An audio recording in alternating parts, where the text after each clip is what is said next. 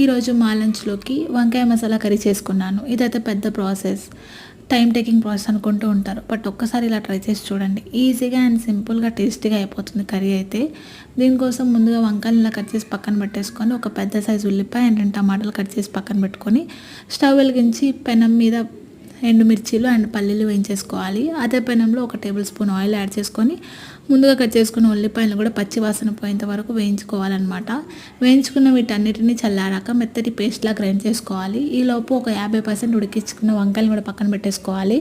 వేరే గిన్నెలో కొద్దిగా ఆయిల్, మసాలా దినుసులు వేసేసుకొని, ముందుగా పేస్ట్ చేసుకున్న పేస్ట్ని కూడా వేసుకొని, తగినంత వాటర్ పోసుకొని, ఉప్పు, కారం, పసుపు, ధనియా పొడి, జీరా పొడి కూడా వేసుకొని, ముందుగా పెట్టుకున్న వంకాయలను కూడా వేసేసి ఒక 15 నిమిషాల పాటు స్లో ఫ్లేమ్లో ఉడికించుకుంటే టేస్టీ కర్రీ అయితే రెడీ అయిపోతుంది.